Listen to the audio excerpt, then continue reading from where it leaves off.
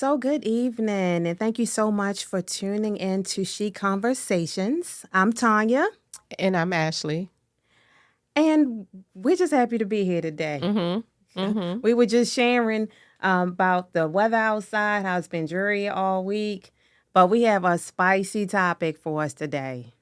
We have a wonderful guest where we're going to discuss. This is a teaser. We're going to discuss intimacy. We're also going to talk about pleasure and how we experience it as Black women. But I'm not going to say much more than that because I know Ashley is going to introduce our guest that we have for today. Yeah. And so it's interesting, right? How we arrived at this topic. And so, when we had our focus groups and we were speaking to everyone, one of the biggest, I guess, constructive feedback that we received is, listeners wanted to hear more about something positive, sex positivity, just something a little lighter. And so Tanya and I, we were talking about like who can we have on the show because we don't know any sexologists. Like we see them on social media. So we were just on Instagram, just searching and searching and searching. And so we came across our special guest for today. So it was amazing. We reached out to her. She responded right away. We had a meeting. So it was a great connection. Mm-hmm. And so today we're going to be talking about not only pleasure, but navigating pleasure in today's political climate, which is interesting Yeah, it is. because Tanya and I, we've been talking about like, what does that even look like? Like, what does that even mean? Like, sex, politics, like, Yeah, it I goes didn't all together. realize they intersected. So yeah, I'm excited about this conversation today, and hopefully I'll also learn some additional tips and tools that I can use within my own personal relationship. So Yeah, yes, yeah. I'm excited. And for sure. And so today we have our special guest, J.Marie, who is joining us. And so this is our first time doing a virtual episode, I guess. So we're really excited about that. So J.Marie, thank you for joining us. J.Marie is a certified sexologist. If you can please just tell us a little bit more about yourself, what you do, your services, all that good stuff. Yes, absolutely. Thank you so much for having me, ladies. I'm truly honored to be here and excited to dig into this conversation with you all. I'm sexologist J.Marie, a certified sex educator, sexologist, and future sex therapist. I work specifically with women, especially Black women, couples plus, and members of the LGBT community. And I specifically help them reconnect with their bodies, deepen their relationship with pleasure, and cultivate sexual agency that is kind of rooted in both self trust and protection. So that's a lot of what I do in a nutshell. Mm-hmm. Mhm. That's awesome. Yeah, I have a follow-up question. So, ladies that reach out to you for services, what type of services could they expect to receive from you? So, what you would receive from me upon reaching out, it kind of varies based on your goal or the individual's goal as far as where they want to reach in their pleasure. So it can vary, especially if you're coupled, if you're partnered, if you're on a solo exploration. So it kind of varies based on the person and what their particular goal is and where they see themselves in their life of pleasure. That could be discovering an identity. That could be focusing on a behavior. That could be just simply understanding your body. So it's a wide variety of things that can kind of encompass sexology. Okay, okay, sounds good. Mm-hmm. Yeah, for sure. And so I guess just to frame the conversation for today, this topic was actually suggested by J. Marie. And I know you said this was based off of like feedback you received from people you work with. Can you tell us a little bit about that? Yeah, so I actually did receive this question from one of the clients that I work with. She particularly asked for this political climate that we're in, where things are being attacked, like reproduction rights, and it seems to cultivate kind of like a rape culture. It's kind of off-putting for women to want to express their sexuality or express like their desires and their intimacy and what they want that to look like in today's climate. So this topic really kind of hones in on how to still cultivate that pleasure, that desire, and express that sexuality in your life as a woman, as a Black woman specifically, and how to go about it in a safe manner that still protects you as a person and your body and doesn't cross your boundaries and your values and beliefs. Mhm. Yeah, and that's important. I guess when you put it that way, that is important to know.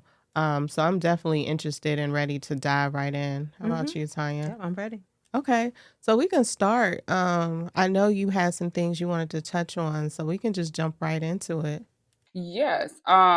So starting out with this question, I will say that knowing your boundaries and being able to communicate that is kind of what's going to set you up for the best sex positive life that you can live as a woman in today's society.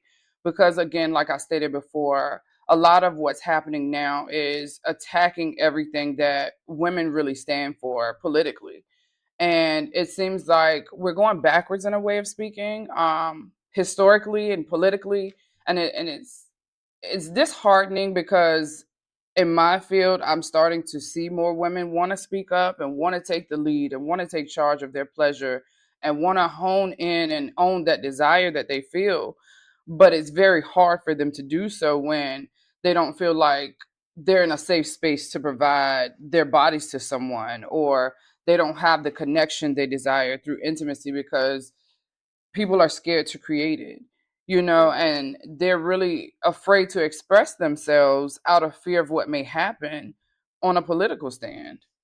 Yeah. Yeah, and I can believe that. And I wonder, you know, do you commonly come across that with people who are dating, or do you see it among people who are in relationships, or a little bit of both? I see it a little bit of both. And I see it more so on the solo single side from dating apps. A lot of women are scared to put themselves out there now on dating apps and express that interest in potential partners out of fear of what they might receive, like the negativity and, oh, 60 seconds in, this is not the conversation we just started having, or now the subject has changed to something that I don't feel we should be talking about right now. So how do you still safely present yourself in that manner? Because you don't want to stop dating.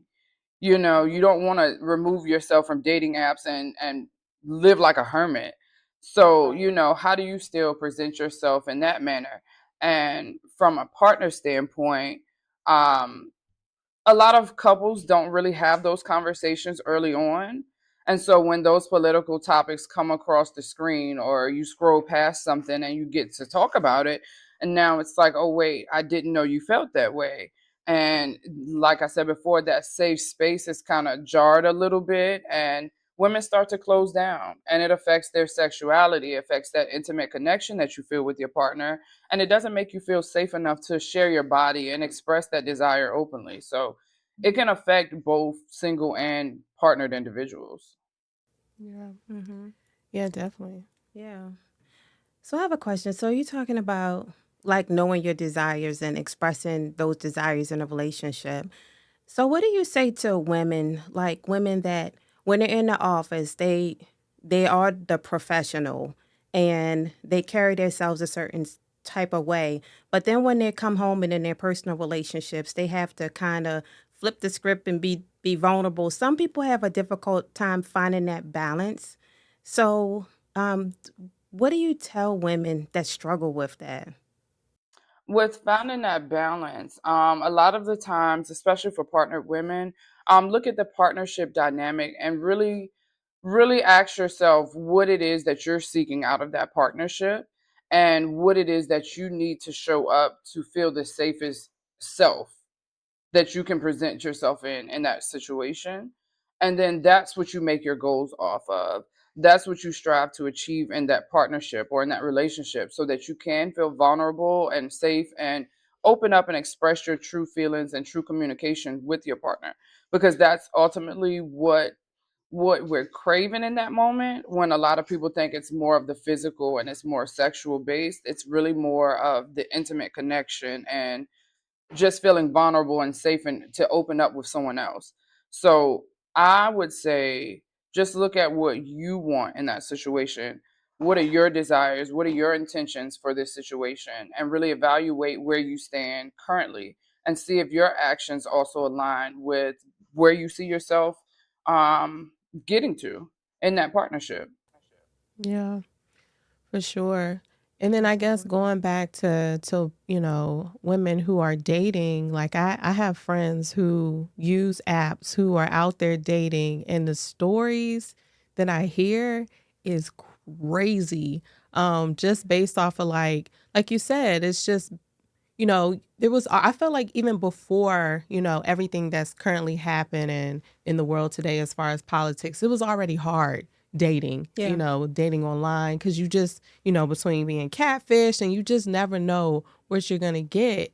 Um like the stories that I've heard from my friends, and I'm just like, that's crazy. Like that person would say that to you based off of maybe a picture that you have posted on your profile. You maybe be showing a little cleavage and they think, that's the green light to come at you crazy and say, "Hey, what's up?" Like not even trying to get to know you. They just want to have sex. Right. And, some of my friends, that's not their intention, going into that. So, I think the information that you're sharing today is extremely important. Like, I almost wish there was like a class or training 101 for people who are out there, whether it's on apps, whether you're like meeting people out and about. Like, this is the best approach to use. So, I definitely think it's important. Single relationship, all of this. Um, and so I know a big thing, I guess, going to the next point, and we kind of touched on this a little bit, communicating with intent. I know some people are almost afraid to say what they want up front, whether it is dating to be in a relationship or dating to have sex.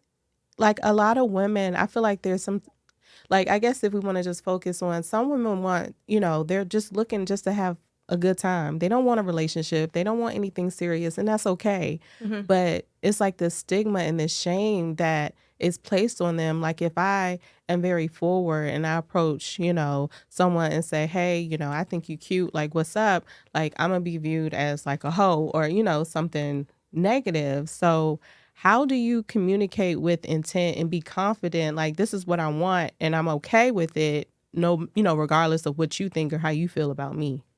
I think you touched on a very good point because one of the biggest hurdles or obstacles that I feel women face is shame. And like you said, a lot of the times we think, oh, if I do this or if I say that, I'm going to be shamed for it, or people are going to think a certain way about me when it actually doesn't matter. That's your choice, and it's about owning your decision, because at the end of the day, it's your sexuality. You're going to be the one hopping in bed with whoever you choose, not me. So that should be your decision because it's your birthright at the end of the day. And being able to communicate with intent, it's more than just touching. And a lot of people automatically hear sex and think, oh, it's so physical, or oh, I'm attracted to you in a lustful manner, let's touch. What about the communication? What about me telling you what I'm comfortable with? What about you communicating what you want me to do? It has to be mutual, it has to be respectful, and it has to be affirming for both parties involved or all parties involved if it's more than, two. So you have to lead with intention and create a space that you feel safe in. And I think that's going to be what makes the difference in you vocalizing your values, your beliefs, you stating up front how you feel, you stating whether you want it to go from A to B or A to Z. Creating that space of safety for you allows you to open up and communicate your best self to someone else. Mm, Hmm. Yeah, that's important. When you're talking about communication with intent, it makes me think of situation relationship where you're kind of asking for the things that you need. mm, You're expressing yourself. You telling your partner, you know, what you need to be fulfilled within that relationship. And sometimes they just aren't hearing you. Like, what do you do in that situation where you feel like you're not being heard? Or how do you know when you're in a situation where it's just time to just dissolve the relationship?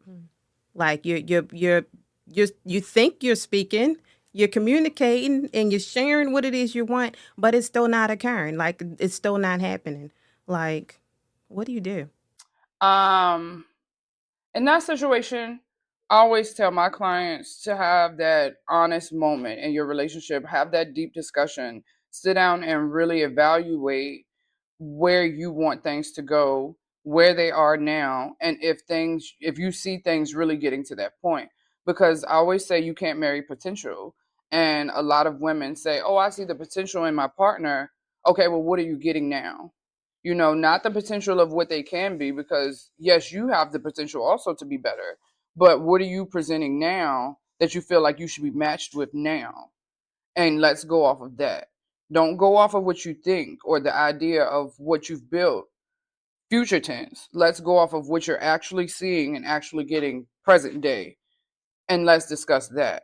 And if that does not match up with where you see things and where things are aligned in your mind, then yes, that lets you know that it's time to let it go. Because at that point, you're falling for the potential of someone and not the reality of what they're showing you. And I think once you have that honest conversation, you'll be able to draw that line. But you're going to have to be honest with yourself first. Yeah, no, I Hmm. agree.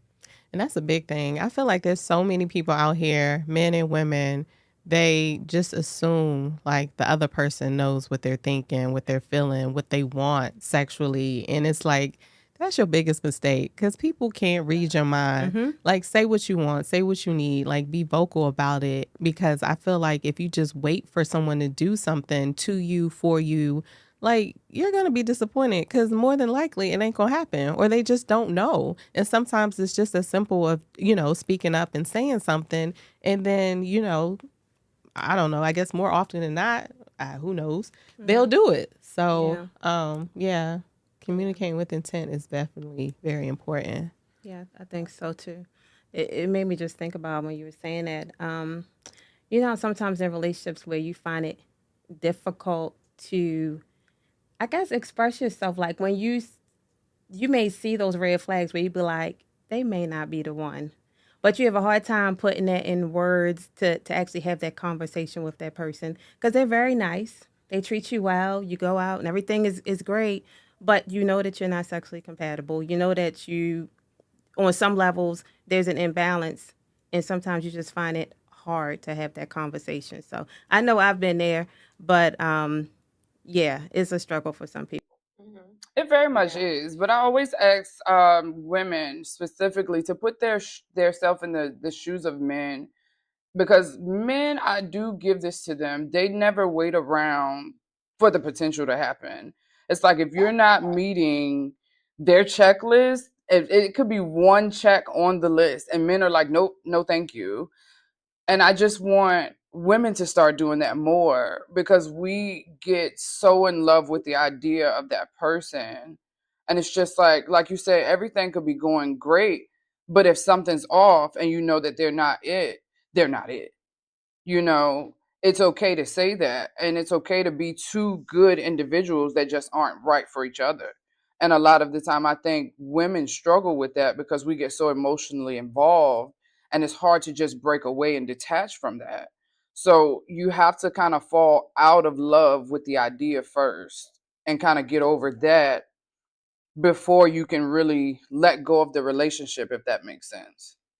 Mm-hmm. Yeah. That makes sense. It absolutely makes sense. And sometimes I wonder as women, is it also like a fear? Like if I know this isn't right, I know there's red flags, but if I walk away, like, am I going to be by myself? Yep. Or is there, maybe this is the best there is. And if I walk away, then what? So Mm-hmm. I always think that there's a fear that, like you said, men, they have their little checklist. Oh, I like women who got pretty feet. Her feet aren't pretty. She could be perfect everywhere else, and they'll just walk away. But women, it's like, oh, he don't meet like none of my requirements, but I don't think there's nothing out there for me. So That's an issue. Mm-hmm. That could definitely be an issue. So I feel like there's I guess, so many directions we can go as far as communicating with intent. And I know one thing that I keep going back to is just, and Tanya and I, we were talking about this like before, like when it comes to sex, like in the bedroom, like communicating with intent as far as what you like, what you don't like, your needs. And I think some women, again, are afraid to do that. And then it's like you walk away and you're like, I don't feel pleased, like, that wasn't good. And you're just unhappy. So, like, even in that situation, it's definitely Yeah, it's important to important. speak up. Yeah, Yeah. speak up. Because it's like you're suffering in silence, and the more you stay silent, the more you suffer, is how I tell my clients. And the best thing you can do for yourself is to speak up, because what if you speaking up corrects the issue or the challenge that you're facing? What if your partner is willing to work through it with you? All you had to do is say something. And if that is going to be someone you're going to partner with through life, you have to be able to have those difficult conversations, and that's how you're going to ultimately grow and connect more, with each other. But until you have those difficult conversations, you're kind of just painting a pretty picture, and it's just like, put the paintbrushes down. Let's really get to the splashes. We got paint on the floor here. Let's clean that up. And then let's get back to drawing this picture together. Because a lot of the times we'll, as women, space out, and it's just like, oh, well, I'm okay suffering in silence as long as everybody else is happy. And it's just like, well, down the line, we have not seen it, but our attitude has changed towards this. Or down the line, our feelings have changed, or our mood has changed. We don't do this anymore. We don't do that, or we've stopped doing this. And we may not have noticed, but our partner has noticed that we don't do X, Y, and Z anymore, because we have slowly started shutting down because we have not opened up to them to say what's wrong. So think about it that way. Like, it's not worth you suffering for. We only have one life. It's not a dress rehearsal. And if you suffer today, it's not going to get better tomorrow if you don't say anything. Yeah, for sure. And I was listening to something not too long ago, and I think it was something on TikTok or Instagram, but they were like, the majority of women during sex, they're thinking about something else, like their to-do list or just Hmm. something else. And I was like, I wonder how true that is. Hmm. So it's like if you thinking about cleaning and washing clothes, while you having sex, that's a problem. Yeah. Yeah, that is um, at all, exactly. at all. Um, so I guess moving to the next point, and I know we kind of touched on this earlier. So I know you mentioned you wanted to talk a little bit about embracing pleasure without shame. And like I said, I know we touched on it a little bit before, but what, I guess, based on your experience, like what else or do you have to share with our listeners about that topic? Or do you have any clients who've come to you about, particular issues as it relates to that? Or, I would say shame is one of the top focal points, but no one ever comes to me saying, I've been shamed, let's work through it. It starts as something else that kind of edges towards shame, and it's more of a societal pressure, because a lot of women have been taught that initiating sex is like desperate, or it makes you fast, or it makes you promiscuous. So the shame comes from society more so than it does from the individual. And a lot of the times black women are hypersexualized.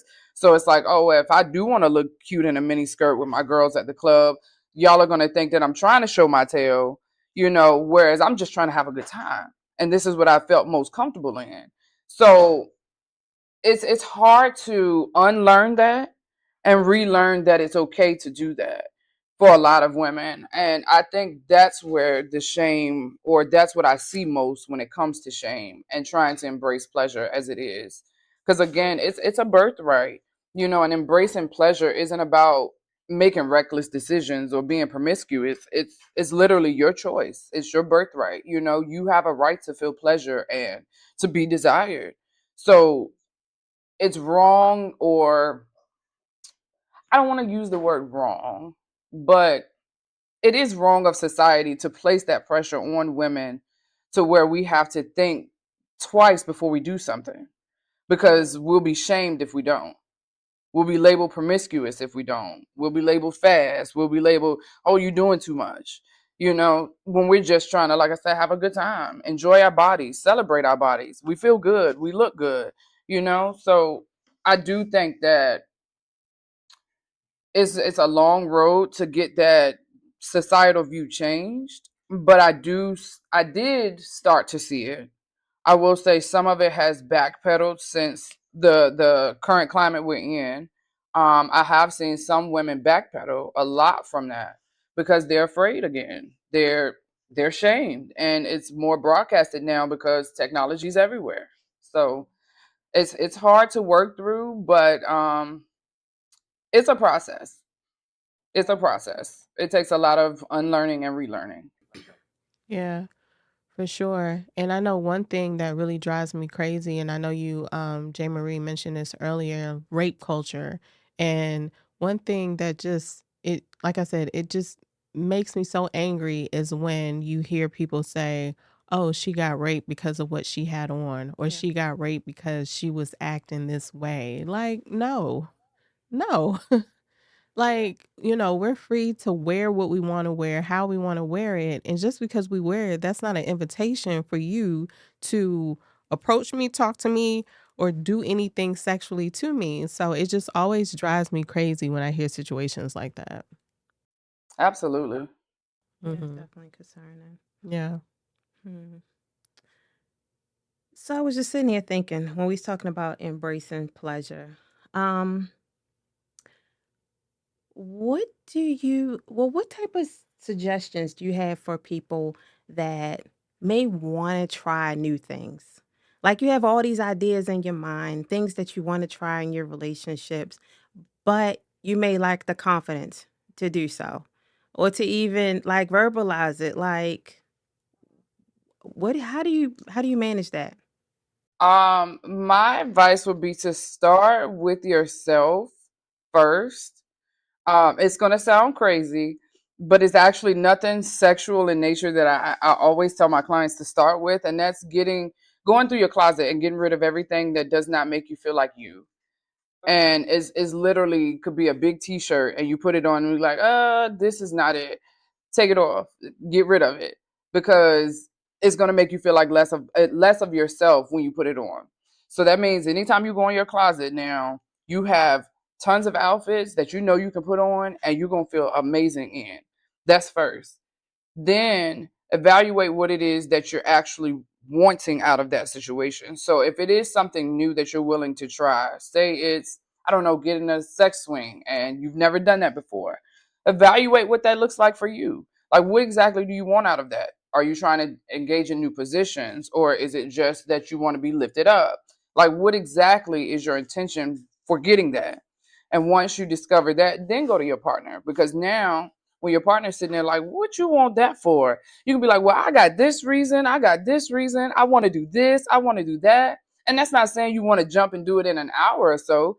That's just saying you want to do it. So make it fun, make it lively. Say, hey, it's date night. At the end of every date night, we're going to try a new sex swing position. Involve them in that thought process so that they understand and they know how you want to engage.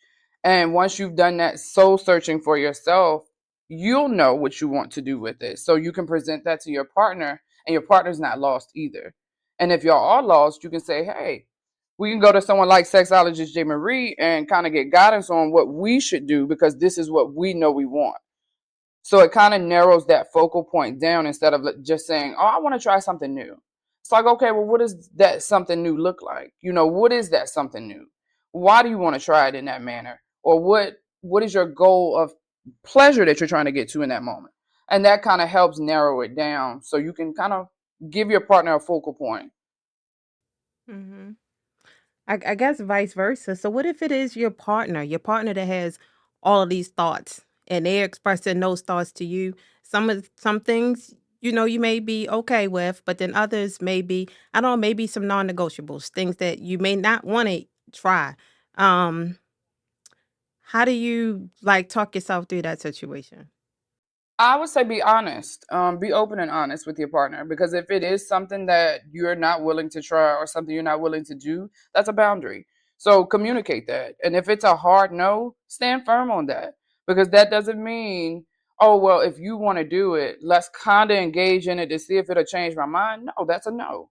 I don't want to do it. So let's move around, or let's move to something that I am willing to do, and let's discuss that. Or let's see how we can integrate something you do want to do into something that I like doing.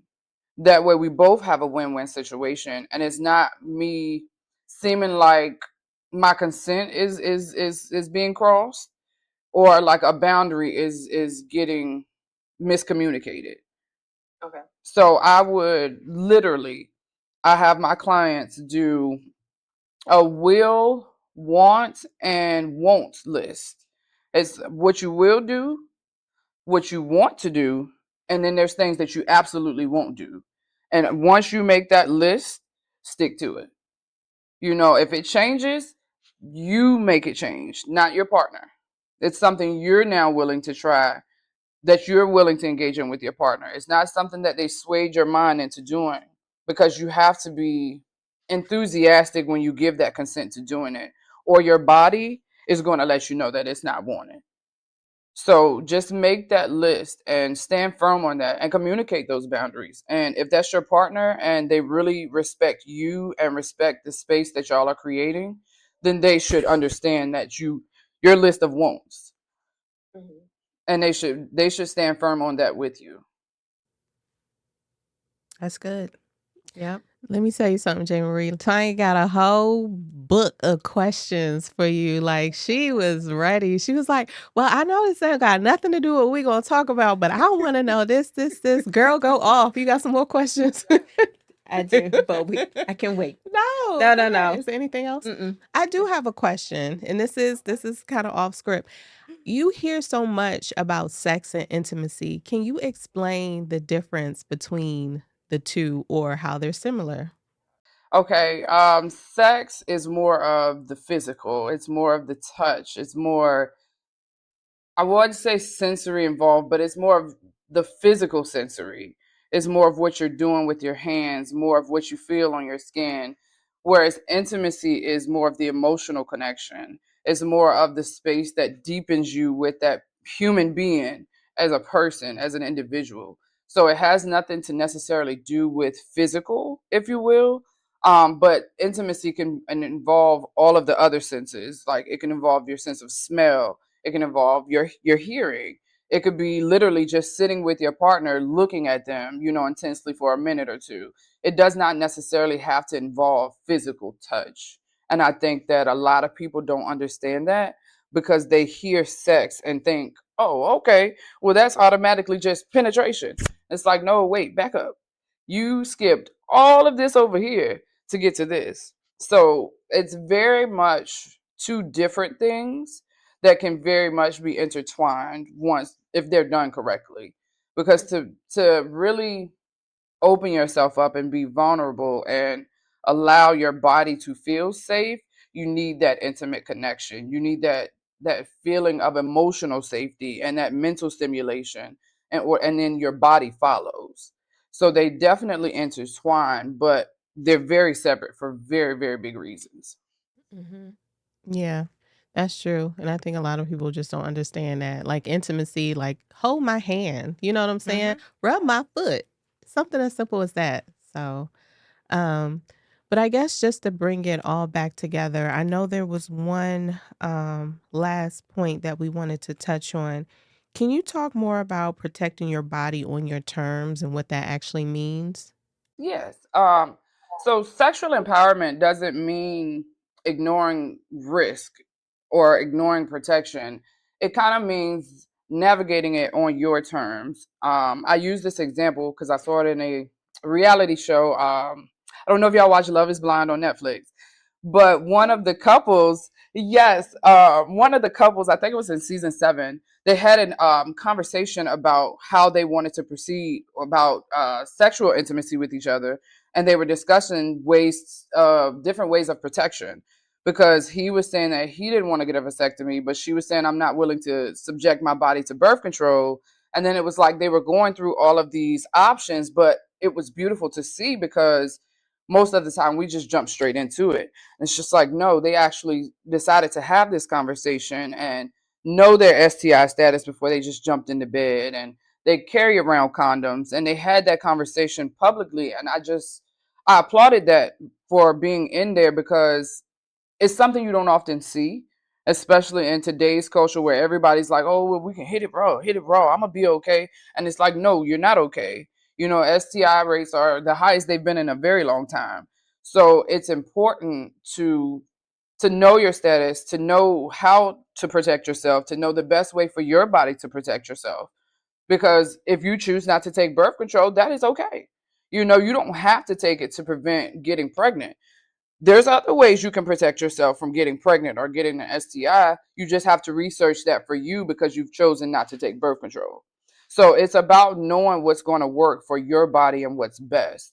And use these digital tools that are out here. Technology is here. Like it's well more advanced now and more access to things than it used to be. Take advantage of that. You know, the cycle syncing and how you can monitor your cycle and things like that and your fertility and things. Absolutely take advantage of that.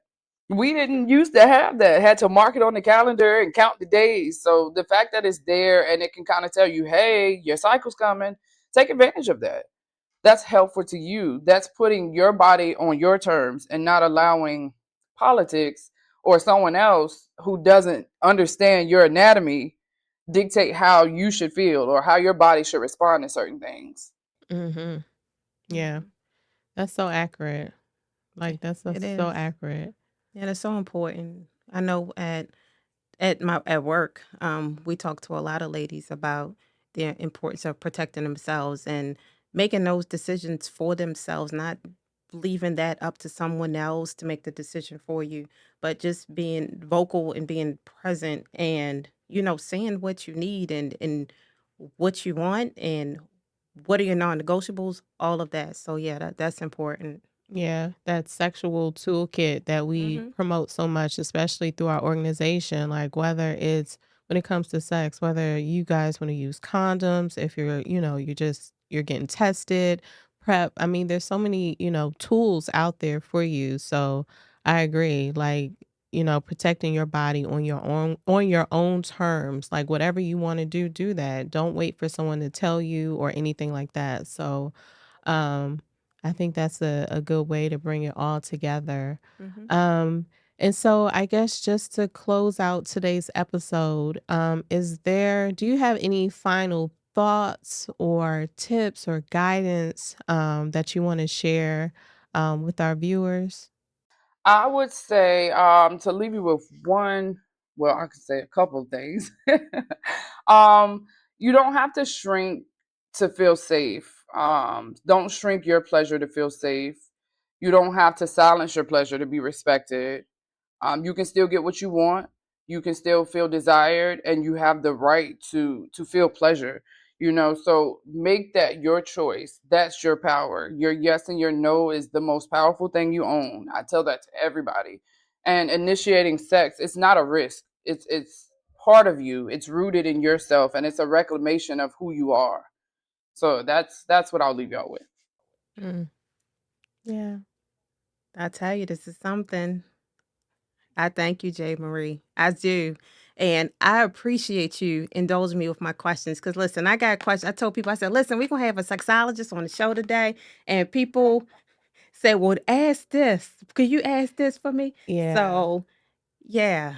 Yeah, I'm appreciative you being here. Yeah, and I almost feel like we gotta do a part 2 because I Hmm. feel like we get a lot of questions about sex toys, just pleasure, like lubrication, touching, like, your spots and, like, just a lot. We get a Hmm. lot of questions about different things, and it's just like, that can be another whole episode within itself. Yes, I love talking about it. So yeah, we definitely gonna have you back, and we'll definitely figure that out. So Mhm. thank you so much for joining us today. And so Wait, can I say, yeah. so J.Marie, if do you have any upcoming events? So if you Hmm. want to share your social media, how people can get in contact with you if they're looking for services, you can share all of that. Yeah, you can find me on Instagram at Boobtionary. Pretty much everything at Boobtionary. That's BOOBTIONARY. So it's dictionary. Take out the dick, insert a boob. um, and I do have Substack as well, where I publish articles there. So check that out. You can find all my links in my Instagram story. So yeah, check me out. Perfect. Perfect. Yes, yes. So definitely follow J. Marie. Definitely get plugged in with everything she has going on. Thank you for joining us for another episode of She Conversations, and we look forward to chatting with y'all next time. Bye. Take care.